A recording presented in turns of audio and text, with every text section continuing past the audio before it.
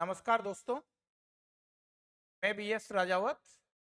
आप सभी मित्रों का हार्दिक स्वागत और अभिनंदन।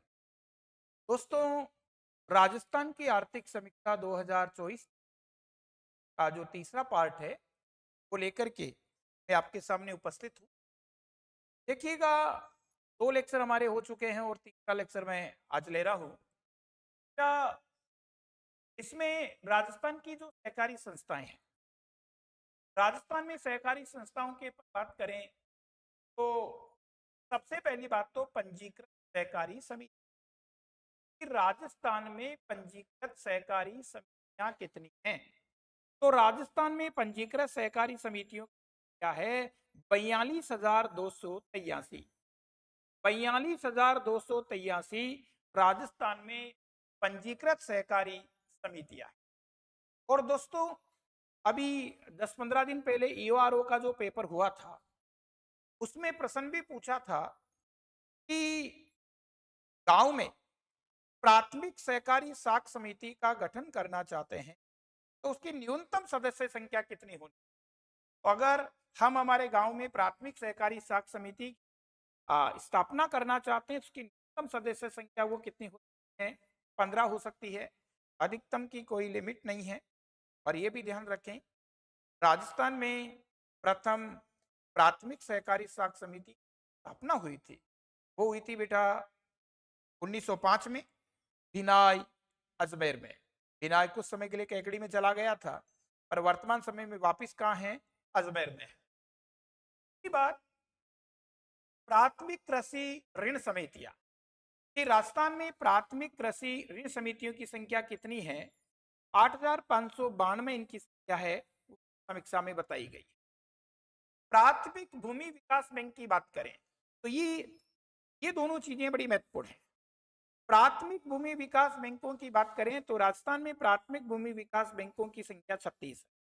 दोस्तों ध्यान रखना, अभी केंद्रीय सहकारी बैंक और प्राथमिक भूमि विकास बैंक है, क्या पुराने जिलों के हिसाब से ही है, नए जिलों में इनकी स्थापना नहीं हुई है। तो देखिएगा, भूमि विकास बैंक दो स्तर पे काम करते हैं। भूमि विकास बैंक दो स्तर पे काम करते हैं।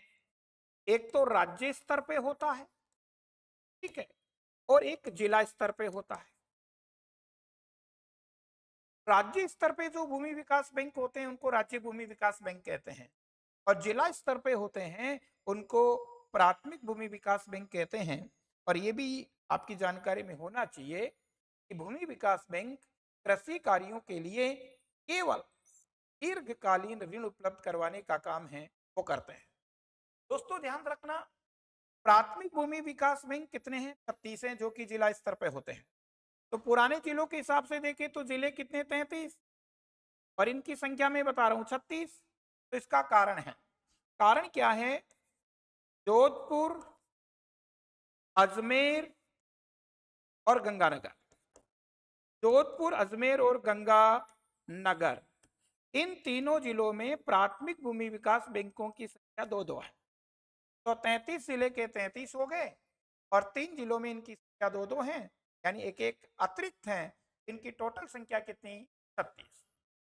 केंद्रीय सहकारी बैंकों की संख्या आप देखें तो राजस्थान में केंद्रीय सहकारी बैंक, पहले बात तो ध्यान रखना, केंद्रीय सहकारी बैंक वो जिला स्तर पे होते हैं। देखो, राजस्थान में सहकारी बैंकों का ढांचा एक होता है ग्रामीण स्तर, गांव में काम करती है प्राथमिक सहकारी साख समिति। दूसरा होता है जिला स्तर। जिला स्तर पे जो सहकारी बैंक काम करते हैं उनका नाम होता है केंद्रीय सहकारी बैंक। और एक होता है राज्य स्तर। राज्य स्तर पे जो सहकारी बैंक काम करते हैं उनका नाम होता है राज्य सहकारी बैंक, को अपेक्ष बैंक भी कहते हैं। और राजस्थान का जो राज्य सहकारी बैंक है स्थापना 14 अक्टूबर 1953 को। अगर पूछता है कि राजस्थान में केंद्रीय सहकारी बैंकों की संख्या कितनी है, तो राजस्थान में केंद्रीय सहकारी बैंकों की संख्या है वो 29 है। सहकारी दुग्ध संघ पूछ ले कि राजस्थान में मिल्क प्लांट कितने हैं, ध्यान रखना सहकारी दुग्ध संघों की संख्या है वो 24 है। इस संख्या को इस संख्या को आपको याद रखना होगा, पता रखना होगा कि प्राथमिक भूमि विकास बैंक 36 है, केंद्रीय सहकारी बैंक 29, और सहकारी दूध संख्या कितनी? 24 है। अगली चीज अपन देखें तो बेटा सतत विकास।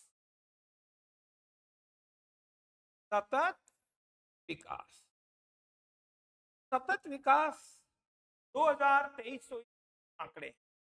तो पहली बात तो सतत विकास के बेटा जी लक्ष्य कितने हैं? 17 लक्ष्य हैं। संस्कृत शिक्षा विभाग में सेकंड ग्रेड टीचर का जो पेपर हुआ था उसमें पेपर सेटर ने था कि सतत विकास के लक्ष्य कितने। तो पहले तो 17 लक्ष्य हैं और उसमें का जो वैल्यू आता है, जो लक्ष्य हैं इनका जो वैल्यू आता है वो 0 से लेकर के 100 तक का इनको वेटेज दिया जाता है। तो अब 17 लक्ष्य हैं, इसमें भारत की क्या पोजीशन है, राजस्थान की क्या पोजीशन है। तो सबसे पहला लक्ष्य है गरीबी का अंत, इसमें भारत का वैल्यू 72 है, राजस्थान का वैल्यू 82 है। दूसरा है भूखमरी का अंत, इसमें भारत का 52 अंक है और राजस्थान का 64 अंक है। फिर है आरोग्य एवं कल्याण, इसमें भारत का 77 नंबर है, राजस्थान का 73 नंबर है, क्योंकि वैल्यू 0 तक होती है। गुणवत्तापूर्ण शिक्षा, तो गुणवत्तापूर्ण शिक्षा में भारत का स्कोर है वो 61 है, राजस्थान का 63 है। पांचवा लैंगिक समानता, लैंगिक समानता में भारत का स्कोर 49 है, राजस्थान का 50 है।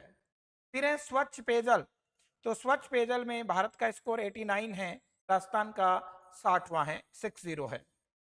नेक्स्ट किफायती ऊर्जा, किफायती ऊर्जा में आप देखें तो भारत का स्कोर 96 है, राजस्थान का बेटा 100 है। सम्मानजनक कार्य, इसमें भारत का स्कोर है 68 है, राजस्थान का 65 है। औद्योगिक नवाचार, औद्योगिक नवाचार में भारत का स्कोर 61 है, राजस्थान का 53 है। असमानता में कमी, भारत का 65 है, राजस्थान का 49 है। शहर व समुदाय, इसमें भारत का 83 स्कोर है, राजस्थान का 75 है।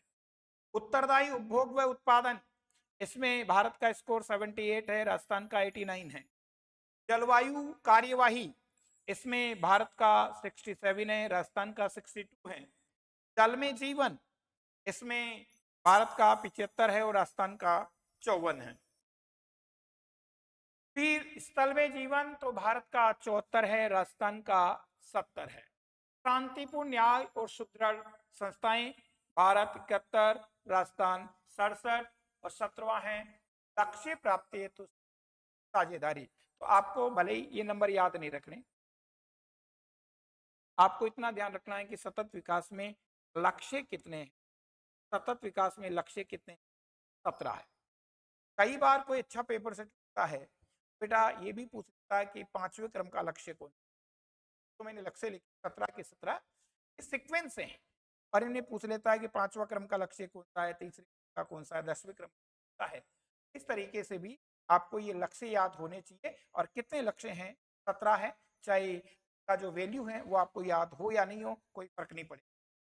फिर अपन चले तो देखो संयुक्त राष्ट्र संघ ने 2015 से 2030 तक के लिए सतत विकास के लिए 17 लक्ष्य और 169 टारगेट है वो तय किए हैं। यही प्रश्न संस्कृत शिक्षा विभाग सेकंड ग्रेड टीचर्स में पूछा हुआ है। संस्कृत शिक्षा विभाग सेकंड ग्रेड टीचर्स में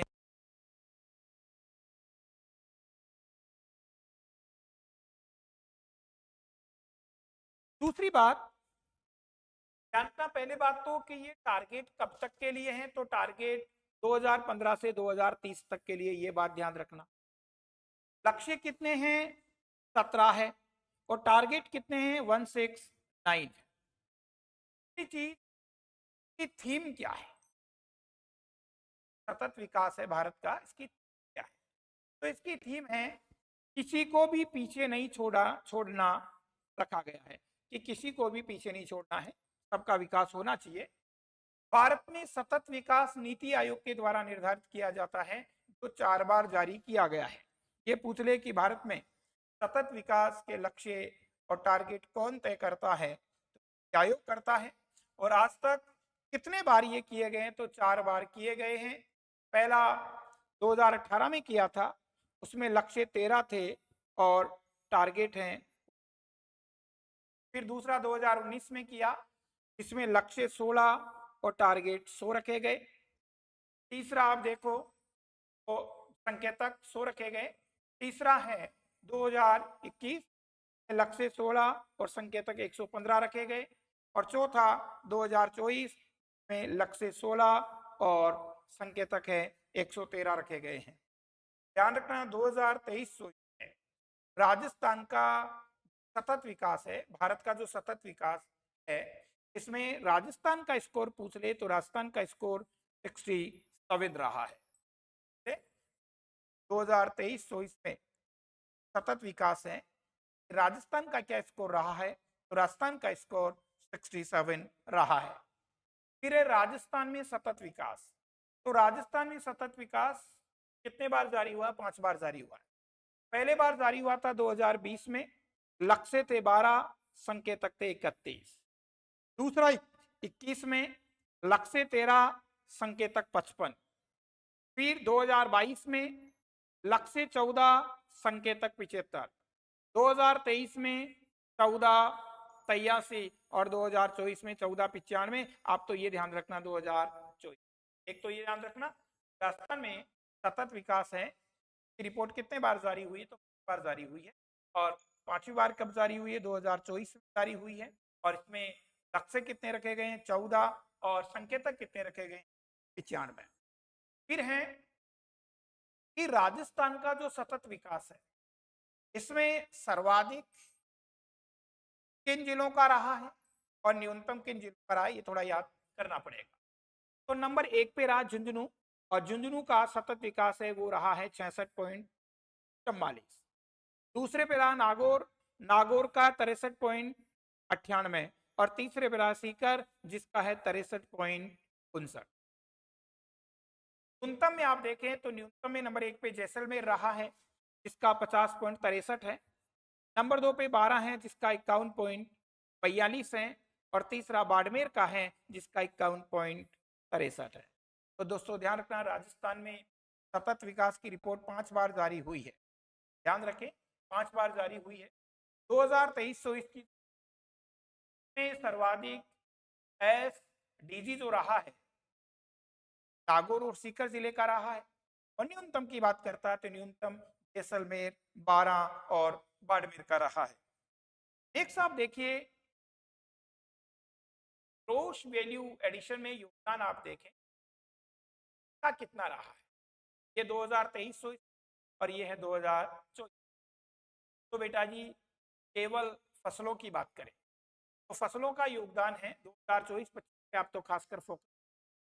तो ग्रोस वैल्यू एडेड है, इसमें बेटा फसलों का योगदान है वो रहा है 12.43%।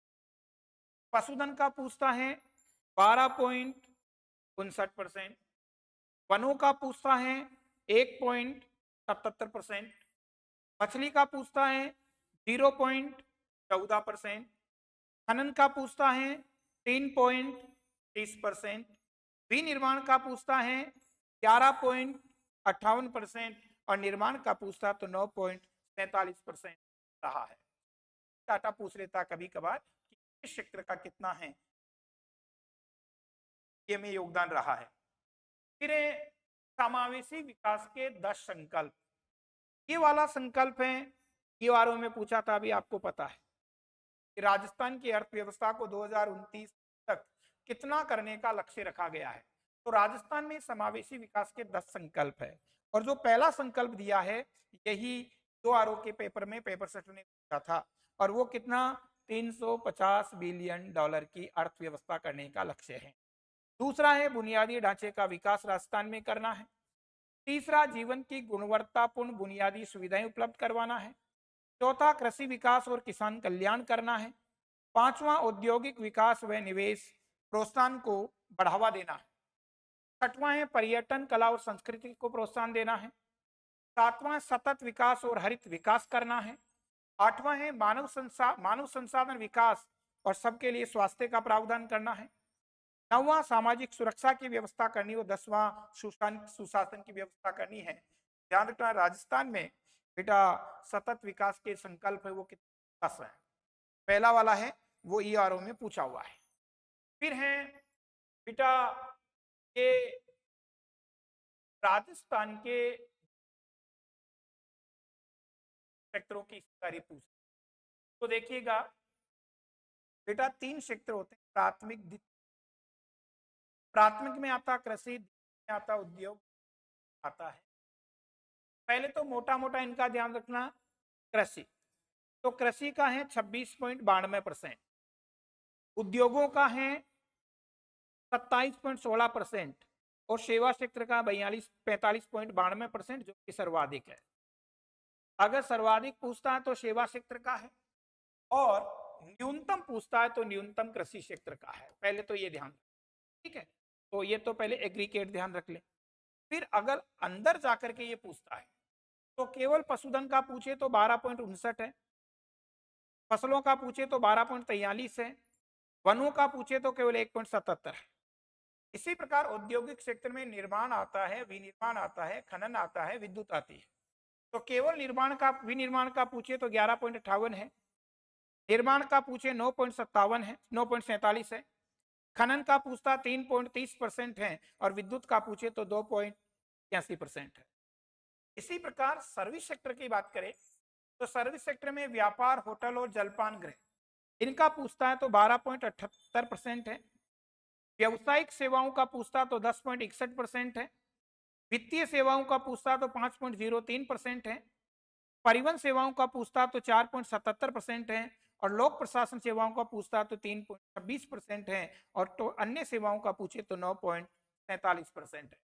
मेनली तो ये पता होना चाहिए, और कोई अच्छा पेपर सेटर होता तो अंदर घुस करके भी इनके ऊपर भी थोड़ा आपको फोकस करना चाहिए। फिर बेटा जी अपन बात कर रहे हैं कि राजस्थान में कृषि जलवायु प्रदेश, तो इसके बारे में अपन अगली क्लास में बात करेंगे कि राजस्थान को 10 कृषि जलवायु प्रदेश विभाजित किया गया है, कौन कौन से जलवायु प्रदेश, कौन कौन से जिले उनमें आते हैं, और सबसे छोटा कृषि जलवायु प्रदेश कौन सा है, सबसे बड़ा कृषि जलवायु प्रदेश कौन सा है। बेटा कई बार पूछ लेते कृषि जलवायु प्रदेश में कौन कौन से जिले आते हैं, इसकी चर्चा है वो अपन अगली क्लास में करने वाले हैं। आज के लिए बहुत बहुत आशीर्वाद, शुभकामनाएं, थैंक्स।